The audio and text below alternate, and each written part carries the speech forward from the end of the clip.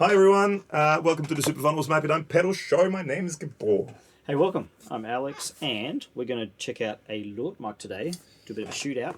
That's it, the MTP440 DM. It feels like I've said it a lot lately. Yeah. So I had the great pleasure about almost a month ago now to go and hang out at Hennings place, HP42. Go and subscribe to this channel too, by the way, if you haven't yet. And I met two very lovely people from Lewitt Microphones there, Valerie and Gabriel, or Gabriel. Hello, Valerie and Gabriel. And they were absolutely lovely, and they actually ended up inviting me back to their sort of HQ in Vienna, because I went to Vienna. My mum and dad live not far from Vienna. I stayed there and I went and hung out in their office, and they showed me some of the test stations and a sort of studio, which was still being built, the in-house studio. Anyway, check out Instagram, there's photos and stuff of that, and there might be some flying past here as I'm doing that. Anyway, they gave us a bunch of mics, and one of them was this MTP440. Just a bit of a close-up so you can see it. Yes. Yep, there we go. That's much better. That's it. That's good. Yeah, that's all good. Just gave him the finger. It's way more attractive now. So it's the MTP440. So at 42 Gear Street, basically all the cabinets, all the amps you heard were mic'd up with that. It's sort of their instrument mic kind of thing, and they hooked us up with one which was absolutely fantastic of them. So what we thought to do today was we usually, if you watch any other videos previous to this video, pretty much all of our videos we're running into this Cherry Tone ITS Mini 20 Dumble style amp into a 1x12 cabinet in the other room, loaded with a Celestion Greenback 1x12. There's a video here of a bit of a studio tour of Alex's studio where you can see the room and all that sort of stuff. And there'll be photos in this too probably now. Anyway, so that cab always has a Shure SM57 on it. So pretty much everything you've heard of us is a 1x12 with a Shure SM57 on it. So what we thought of doing is, or what he thought of doing is, put this microphone there in a way that you won't have phasing issues, which I know very little about, but he does. So we have both microphones on it right now, and we have a loop pedal down here, and we have a guitar. So what I thought was I'll play the guitar through the looper pedal, so there can't be any outside influences of me playing and all that stuff, man, because you know they pay us the big bucks to do Lewitt videos, which they don't. So I'm going to go through the looper, and then we're going to go through the option one and option two. One's one mic, one's the other mic, and then let us know in the comments below which one you like better and which one you think is which, and which one you prefer, or which one you don't prefer, or which one you like, which one you don't like. Comments below. Later on in the video we'll say which one's which.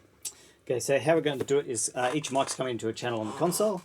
There we can blend them, so we'll bring up one fader for one option and the other fader for the second option.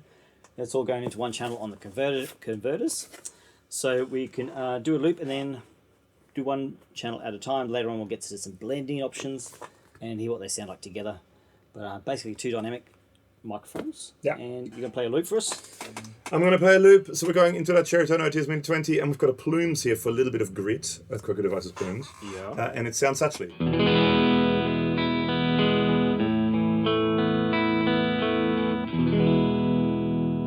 So I'm going to play a loop now. Let's play something funky elevatorish.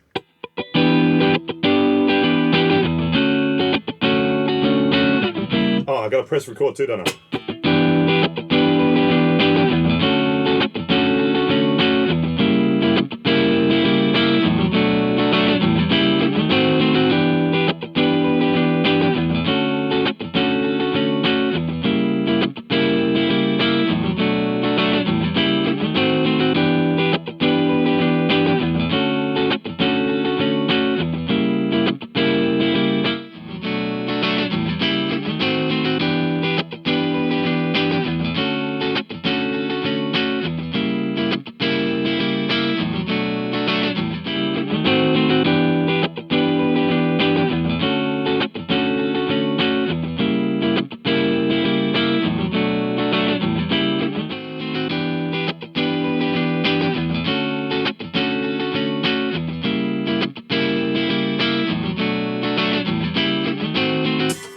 Oh, and I had the volume down. Oh.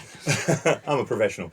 Okay, so option one, option two. Now, which one did you prefer? Which one did you like better? Which one did you think was nicer sounding? Which one did you think sounded not as nice? Let us know in the comments below.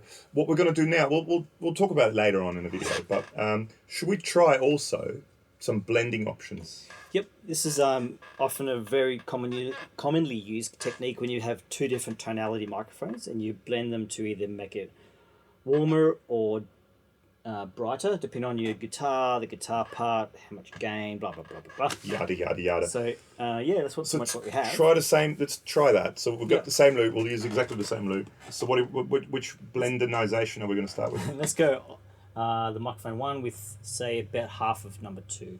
Okay.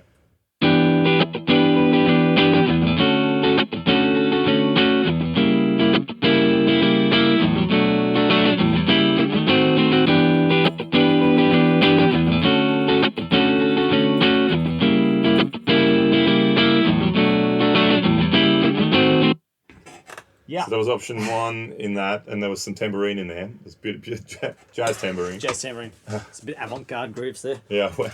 Now we're going to flip through our combination round. Have the second microphone with half of the first. So all of the second microphone with half. So the other one was all of the first with half of the second. Right, yeah. This is all of the second with half of the first. Okay.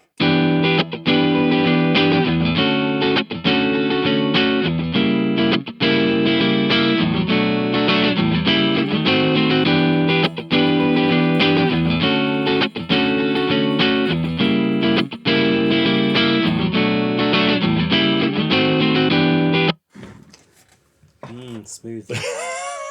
So there's option 2. So which one of those two did you like better? So again, that's the two microphones blenderized now. Yep. That's technical term. So should we now talk about which one's which? I believe so.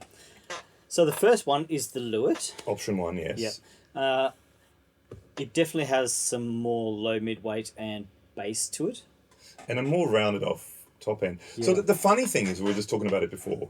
The funny thing is, we've been using the 57 for a few years now, like as long as we've been doing this, and it almost sounds a bit too bright now when you hear the other one, because the other one it's less of that spiky top end, and it has more bottom end, sort of low mids to bottom end. And that's kind of like the SM57 signature thing. Actually, most Shure microphones does have a presence peak in the mid range.